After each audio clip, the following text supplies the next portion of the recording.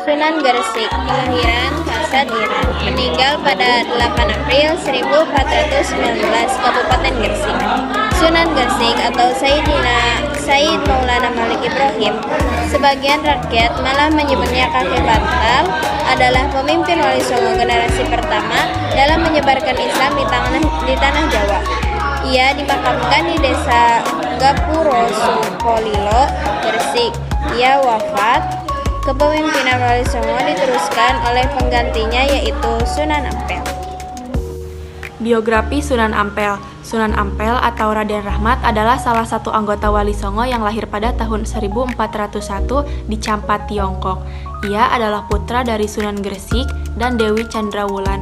Sunan Ampel menyebarkan agama Islam melalui dakwah di Jawa, mendirikan pesantren pertama di Surabaya, dan dikenal dengan metode dakwah persuasif serta ajaran Moh Limo atau tidak berjudi, mabuk, mencuri, dan menghisap candu. Perjalanan dakwah Sunan Ampel yaitu datang ke Jawa, mendirikan pesantren, dan metode dakwahnya menggunakan pendekatan dialog intelektual yang ramah dan empatik serta tidak memaksa. Ajaran Moh Limo menekankan 5 larangan untuk membersihkan masyarakat dari kebiasaan buruk yang bertentangan dengan Islam. Biografi dari Sunan Bonang. Sunan Bonang lahir pada tahun 1465 Masehi di Lasem, Majapahit dengan nama Asyaid Raden Maulana Makhdum Ibrahim. Beliau adalah putra dari Sunan Ampel dan Dewi Candrawati. Sunan Bonang dikenal sebagai ahli ilmu kalam dan ilmu tauhid. Dalam hal kependidikan, Sunan Bonang belajar tentang ilmu pengetahuan dan ilmu agama dari ayahandanya sendiri, yaitu Sunan Ampel. Ia belajar bersama santri-santri Sunan Ampel yang lain, seperti Sunan Giri dan Raden Patah. Beliau juga sempat belajar di Pasai untuk memperdalam ilmu sufi. Kemudian, sekembalinya dari Pasai, beliau mendirikan pesantren di daerah Tuban. Santri-santri yang belajar pada pesantren Sunan Bonang itu berasal dari penjuru daerah di tanah air. Dalam menjalankan dakwahnya, Raden Bonang memiliki keunikan, yaitu dengan cara mengubah nama dewa-dewa menjadi nama malaikat sebagaimana yang dikenal dalam Islam. Hal ini dimaksudkan sebagai upaya persuasif terhadap penganut ajaran Hindu-Buddha yang telah dipeluk sebelumnya. Beliau juga menggunakan kesenian tradisional seperti wayang kulit dan gamelan untuk menarik minat masyarakat serta menyisipkan ajaran Islam. Adapun karya dari Sunan Bonang mencakup karya tulis, di antaranya ada Suluk Kucil, Suluk Khalifah, dan Suluk Regol. Beliau juga menciptakan tembang terkenal seperti Tombo Ati yang kini populer. Beliau wafat pada tahun 1525 Masehi di Lasem, Jawa Tengah. Makam beliau terletak di Kompleks Pemakaman di Desa Kutorejo, Kecamatan Tuban, yang berada di sebelah barat Masjid Agung Tuban. Biografi Sunan Kalijaga. Sunan Kalijaga adalah salah satu dari 9 wali atau wali songo yang berperan penting dalam penyebaran agama Islam di tanah Jawa. Beliau lahir dengan nama Raden Said, putra dari Tumenggung Wilatikta, seorang adipati Tuban, Jawa Timur. Sejak muda, Raden Said dikenal memiliki jiwa sosial yang tinggi. Ia sering menyaksikan ketidakadilan para pejabat dan penderitaan rakyat kecil. Karena itu, ia mengambil harta dari pejabat yang korup untuk dibagikan kepada fakir miskin. Perbuatannya membuat ia dijuluki Beranda Lokajaya. Perjalanan hidupnya berubah ketika bertemu Sunan Bonang. Dalam sebuah peristiwa, Raden Said mencoba mencuri kain Sunan Bonang, tetapi justru mendapat bimbingan spiritual. Dari sinilah ia bertobat, berguru, dan kemudian dikenal dengan nama Sunan Kalijaga. Dalam berdakwah, Sunan Kalijaga menggunakan cara yang unik.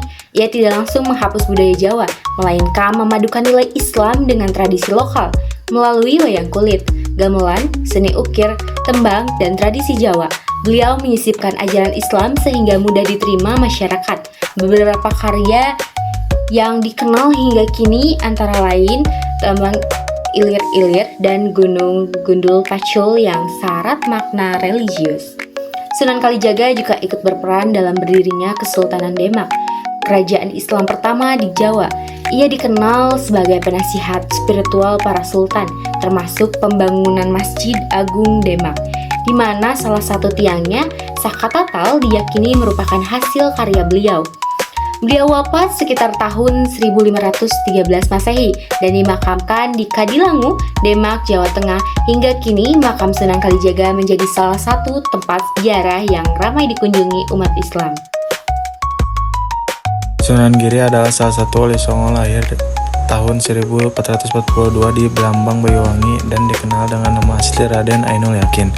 Beliau adalah putra dari Maulana Ishak dan Dewi Sekar Dadu dan mendirikan kerajaan Giri Kedaton di Gresik sebagai pusat penyebaran agama Islam di Jawa Timur dan wilayah sekitarnya. Sunan Giri wafat pada tahun 1506 dan dimakamkan di Gresik. Masa kecil dan pendidikan. Setelah ibunya tiada, Sunan Giri diasuh oleh Nyi Ageng Pinatih, seorang saudagar kaya dari Gresik. Pada usia 12 tahun, ia dibawa ke pesantren Sunan Ampel, Surabaya untuk menimba ilmu agama termasuk fikih, tafsir, hadis, nahwu, syaraf, dan di sana ia dikenal sebagai santri yang cerdas, taat, dan mudah bergaul. Penyebaran Islam, Sunan Giri mendirikan pesantren dan kota Giri Kedaton di atas sebuah bukit Gresik yang kemudian menjadi pusat penyebaran Islam yang penting. Ia menyebarkan Islam tidak hanya di Jawa, tetapi hingga luar Jawa, seperti Makassar, Itu Ternate, Kutai, Goa, Sumbawa, dan Bima. Sunan Giri juga dikenal karena menggunakan kesenian untuk berdakwah seperti menciptakan tembang dan permainan tradisional seperti lir-ilir dan cublak suweng. Pengaruhnya sangat besar, bahkan setara dengan Paus kalangan Katolik Roma atau Khalifah di kalangan Islam. Menurut beberapa naskah sejarah, peran politik sepeninggalan Sunan Ampel, ia diangkat menjadi pemimpin wali songo. Ia mendirikan kerajaan Giri Kedaton yang berfungsi sebagai pusat kekuasaan Islam yang kuat, serta menjadi penasehat bagi Raden Patah, Sultan pertama Kesultanan Demak. Wafat Sunan Giri pada tahun 1506 dan dimakamkan di Bukit Giri, Gresik. Makamnya kini menjadi salah satu situs sejarah yang ramai dikunjungi umat Islam di Indonesia. Biografi dari Sunan Derajat. Sunan Derajat yang bernama asli Raden Kosim lahir di Tuban, Jawa Timur pada abad ke-15. Ia merupakan salah satu dari wali songo 9 ulama besar yang berjasa menyebarkan agama Islam di Pulau Jawa. Berbeda dengan beberapa wali yang fokus pada pendidikan dan dakwah tradisional, Sunan Derajat dikenal menggunakan seni dan budaya sebagai sarana dakwah. Ia menciptakan tembang-tembang keagamaan dan memanfaatkan gamelan untuk mengajarkan nilai-nilai Islam secara mudah diterima masyarakat. Selain dakwah, Sunan Derajat sangat peduli terhadap kesejahteraan sosial. Ia aktif membantu masyarakat miskin, menyebarkan ajaran moral, serta membangun sarana pendidikan dan fasilitas umum untuk kesejahteraan umat. Pesan dakwahnya menekankan pada ketakwaan kepada Allah, hidup sederhana, dan menjaga kerukunan antar sesama. Sunan Derajat wafat pada tahun 1522 Masehi dan makamnya berada di Desa Derajat, Lamongan, Jawa Timur. Hingga kini makam tersebut menjadi salah satu tempat ziarah penting bagi umat Islam di Indonesia, sekaligus simbol pengabdian Sunan Derajat terhadap penyebaran Islam melalui dakwah yang lembut dan budaya yang ramah. Sunan Kudus. Sunan Kudus, nama aslinya Japar Sodik, adalah seorang dari wali songo yang berdakwah di Jawa pada abad ke-15. Dikenal sebagai waliil ilmi karena penguasanya yang luas dalam berbagai ilmu agama dan pengetahuan.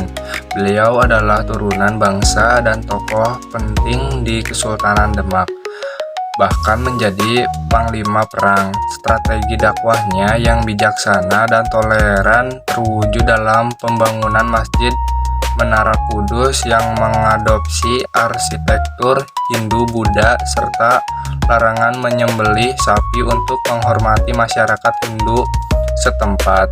Usul dan keluarga. Nama asli Ja'far Shodiq, ayah Sunan Gunung atau Raden Usman Haji.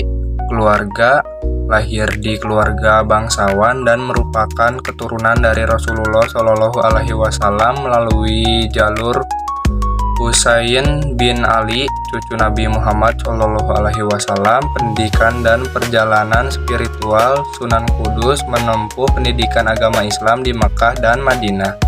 Belajar dari ulama-ulama terkemuka di Timur Tengah. Setelah kembali ke Jawa, ia bergabung dengan Wali Songo dan mendirikan pusat dakwah di kota Kudus. Strategi dan metode dakwah. Pendekatan kultural. Menggunakan bahasa Jawa dan budaya lokal dalam berdakwah. Akulturasi. Al-kultur membangun masjid Menara Kudus dengan gaya arsitektur yang menggabungkan unsur Islam dan Hindu sampai Buddha untuk menarik minat masyarakat. Toleransi. Menunjukkan sikap menghormati dan mentoleransi nilai-nilai budaya dan agama lain, seperti larangan menyembelih sapi sebagai bentuk penghormatan kepada umat Hindu. Peran dan warisan. Panglima dan Hakim berkhidmat sebagai panglima perang di Hakim di Kesultanan Demak. Sastra. Menulis karya sastra dalam bentuk tambang macapat seperti Mas Kumambang dan Mijil. Keahlian dagang. Dikenal sebagai pedagang yang kaya dan mengajarkan masyarakat keterampilan membuat alat-alat pertukangan. Patriotisme. Terlibat dalam perjuangan melawan Portugis, menunjukkan keberanian dan semangat nasionalisme.